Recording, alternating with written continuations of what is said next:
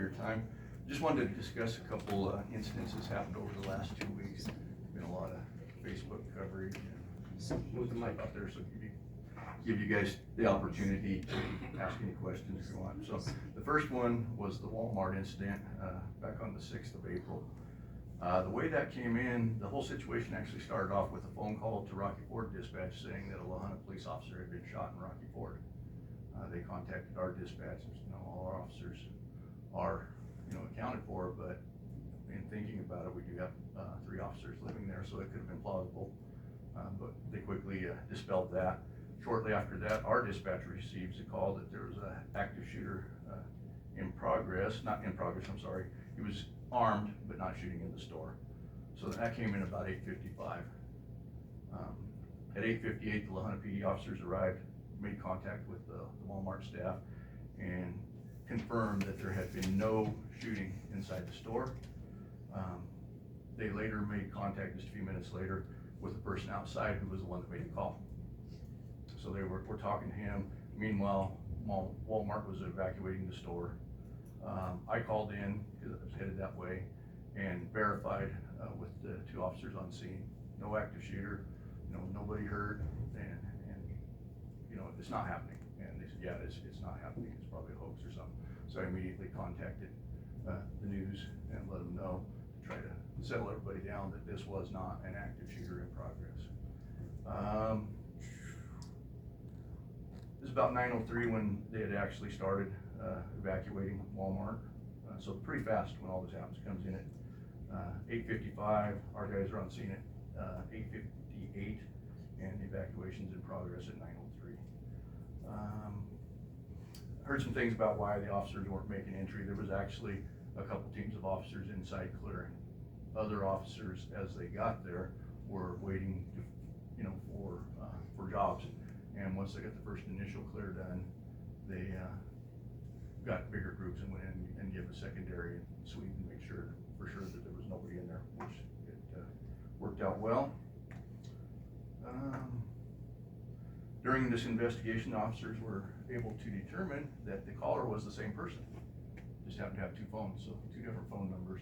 So the call that went to Rocky Ford was the same person, and then the call that went to La Junta was. And we were able to make arrest off of that information. At 10:30, we had actually turned the store back to Walmart. And then just kind of want to remind everyone that all the agencies involved, and I'll give them all credit here in just a minute, we all train together. We're prepared for these incidents, but we have processes we have to go through, just like, getting that first search in there and then the second. So yeah, we had a lot of red and blue lights going over there, but it's things we have to do to make sure the store is safe to be able to turn that back to Walmart. So we're asking everybody to please be patient in these situations. And we'd also like to ask the public to help us by staying away from the scenes if possible and not showing photos on social media during the operation. The bad guys have social media too, and they can use that as their advantage for intel, so we ask that they not do that and jeopardize the situation. And then lastly, on this incident, this was a successful operation, and it was made possible by cooperation between all the agencies: La Junta PD, Otero County Sheriff's Office, Colorado State Patrol, 16th DA's office, La Junta and Fire and EMS, who actually set up a Fire and EMS command post for us, which would be very important if it was real, because we would be needing a place for the victims to get triaged and hauled off, flighted off. Brad could tell you more about that if you wanted, but that's kind of the gist of it. All right. Then the next one was last Thursday, May 11th, about 11:40 p.m. Our officers responded to the Arkansas Valley Regional Medical Center emergency room, where they had been told that an inmate had escaped from the ER, was wearing handcuffs, black and white striped pants, and an orange shirt. During that time, Otero County Sheriff's Office and Dade County Sheriff's Office arrived on scene, and they all started searching the area. Short time later, 2 drones were brought in and deployed. And then at approximately 9:10 a.m. the next morning, we received a stolen vehicle report in the 1200 block of Radish here in La Junta. The search continued all the way through Friday the 12th, and the suspect was not located. At approximately noon today, we were informed that the suspect had been arrested in Albuquerque, New Mexico. but up until a few hours ago, and I haven't heard anything different, the vehicle has not been found. Okay. So once again, with this one, all the agencies with great cooperation, Lahana PD, Benton County Sheriff's Office, Otero County Sheriff's Office, State of Colorado Parole, and 16th Judicial investigators come out and help too. So it takes a lot of, we're all small agencies, and it takes a lot of cooperation. We have these agreements set up ahead of time, much like fire departments, and everybody comes to help when the call goes out. So. Just real quick, Todd, on this last one with the person escaping from the hospital, that one, we responded to that, but we're not in charge when they bring someone in like that, right? Our PD is not? Not of those people. In the incident command, we could take command of that, but it was going well, and we just left it the way it was going. So yeah, it is, the escape and everything is in our city, but no, we weren't in charge of that inmate getting out or anything like that. So, but it just works better to have all the agencies working together instead of one agency trying to do it. And then back to the first one, when you guys get a call like that, I mean, yeah, you get your people there, you get them on scene, you figure out what's going on.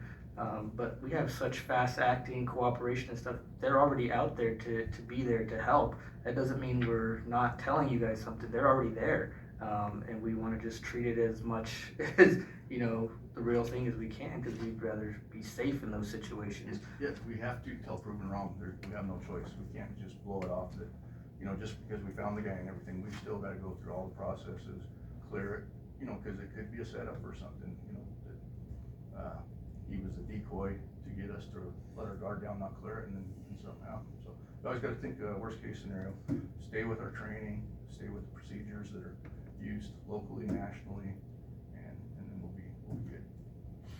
Yeah, and I just want to remind people, we back our officers and all our first responders 110%, but you guys have to give them time. And I know people want information as fast as they can get it, but you have to trust that, as soon as we know something, we will share that with you what we can.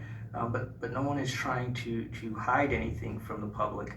And if that was an actual active shooting situation, the last place you want to be is out there. You're beginning in their way, you'll be putting yourself in danger, and then we have to put our resources into doing traffic stuff instead of doing what they need to be doing. And I think you were on scene and you said it was just madness with all the cars going. We're driving through, looky-loos, wanting to look, coming into the parking lot. And had it turned out that it was a real, the fire chief and I had already discussed, if we didn't have enough help there at the time, he could possibly have fire and volunteers get the intersection shut off until we have law enforcement take it over. So we've got a plan. But it would have been added resources because right. People shouldn't, I'm sorry, but you shouldn't be out if there's an active crime scene going on, you guys have no business out there. Right. And the whole reason I kicked that out that early to the news media is we knew it was a fact, and please believe it's like you said, we're not trying to cover up or anything, hide anything. If we put something out, it's going to be a fact, because I'm not going to make something up. I'm going to verify it, and then if it's correct, we'll get it out there. And that comment was supposed to alleviate a little, and it seemed to set another fire. We got a guy with fires that's good. That's right. Yeah, he posted it. And then I just want to hit on one more thing, Todd, while I have you up here. Sure. Without going into details, even when we catch someone that's doing something they shouldn't be doing, illegal, and we arrest them, they're still able to get out fairly quickly. And that does not mean that the PD's not doing their job. That does not mean that, nothing is being done about crime in our town. There's a whole lot of steps that take place after we make an arrest that we have no control over. Right. But you guys still are doing your job to do that, and I want you to touch on that a little bit. Absolutely. Depending on the type of crime, and especially since COVID, it has to be a pretty serious felony before they'll go to jail or stay in jail. A lot of the misdemeanors, we were told at the time, and they've stuck with that, summons and release. That's out of our control. That's what the judicial system says. And it's to help the system flow a little better. I don't necessarily like it. I wish they would stay in there until they had to go to court, all that stuff. But, once we do our paperwork, put them in jail, it's out of our control from there, whether they make bond or get out on a PR or whatever it is. That's up to the judicial system. And I have the same talk, with the officers, because they get bummed. They do all that good work and get them him put in there, and then, hey, he was almost beat me, you know, by the time I got back to the office, he's already out of jail. Well, you know, we do our job and do the best we can. The stuff that's out of our control, we can't help that. Can't do all jobs.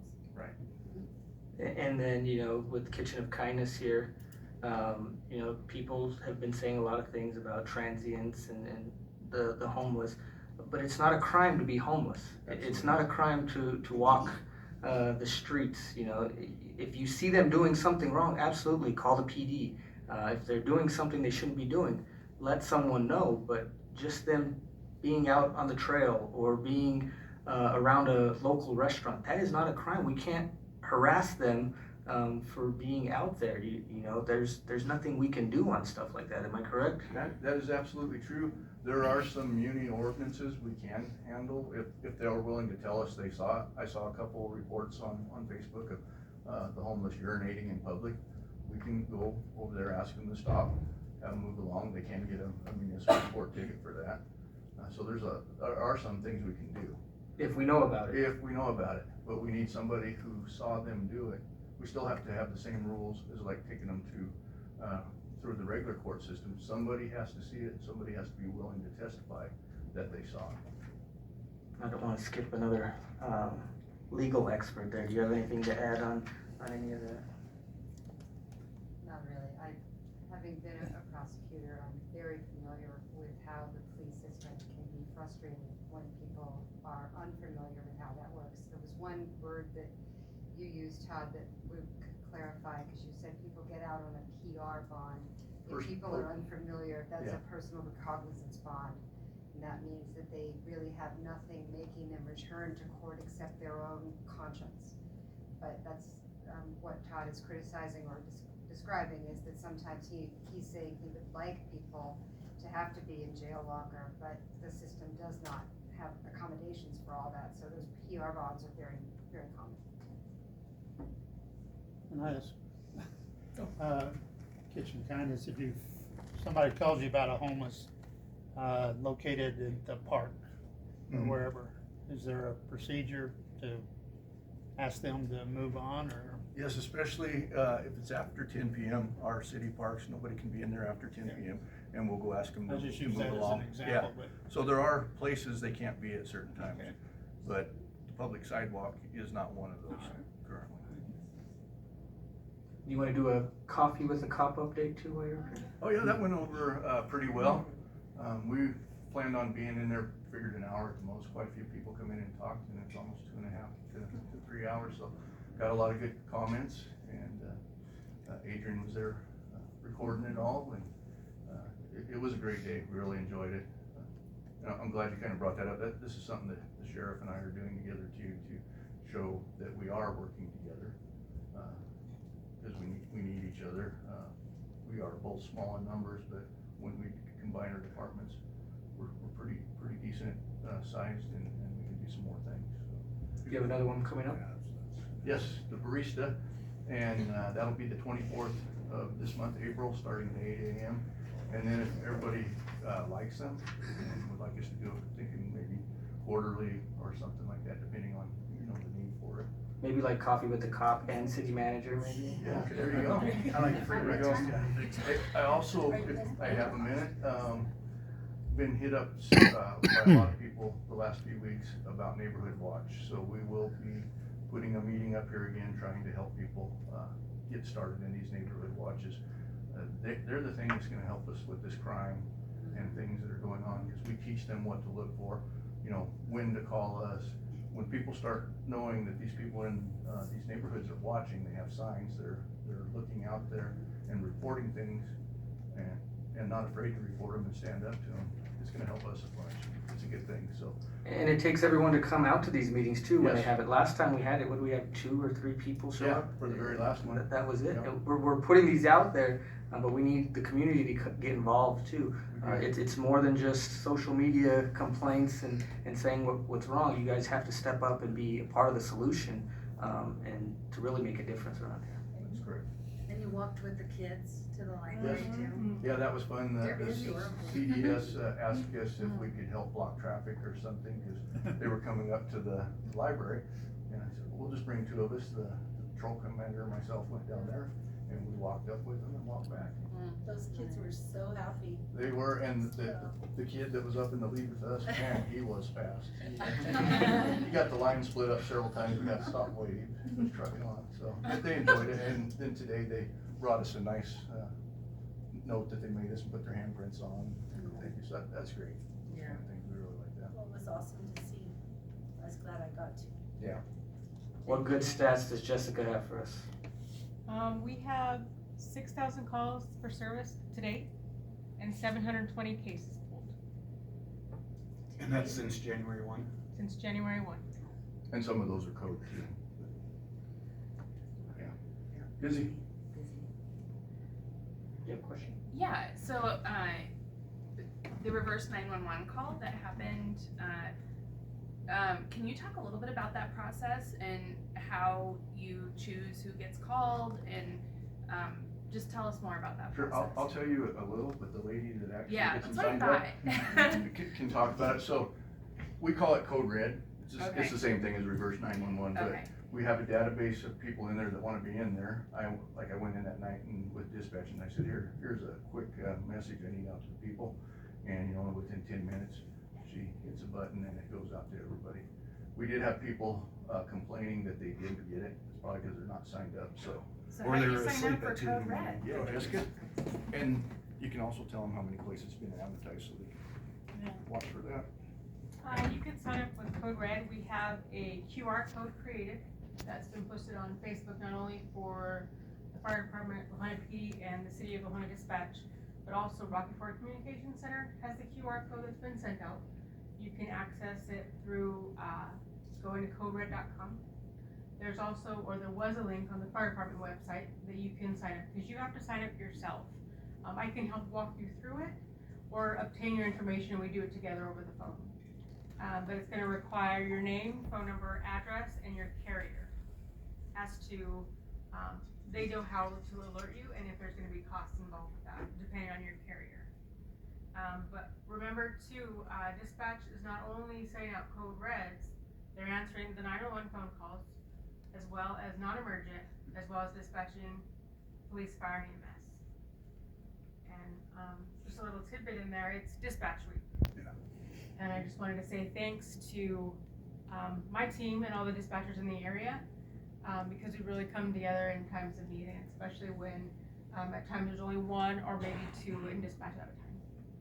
And another thing I'd like to add on to the code red is we make the decision as the chiefs and the dispatch of how far that goes out. So, depending on what the incident is and what type of radius, we may not send it out to the entire area. It may be a 2-mile radius around there as a quick update. And then as we need to, we can expand that out. So you may have family or friends that live on one side of town that didn't get anything because we were dealing with something on the east side of town, maybe by chance. So that's how that kind of works as well. Just because a code red goes out doesn't mean that everybody gets it every single time. Right. But you gotta sign up, and if you have any questions, you can Absolutely. give them a call. And you gotta sign up for more than just weather. Yes. You're gonna get weather and incidents. If you just sign up for weather, that's all you're gonna get. Those are automatic replies. But to sign up for the incidents, you have to specifically state that that's what you want to be notified, and whether you want texts or phone calls, it's just gonna depend on the person signing up. Yeah, it's really important, and it's a very good tool to get information out. Oh, it worked great. My wife got the call at 2 in the morning. That was amazing. 2:01. Any other questions For for that, I think you get an example of what it actually looks like. The rest of it will pay attention the next time we see the QR code, so thank you for that. Yes, thank you. Thank you. Any other questions for Todd? Thank you, sir. Thank you.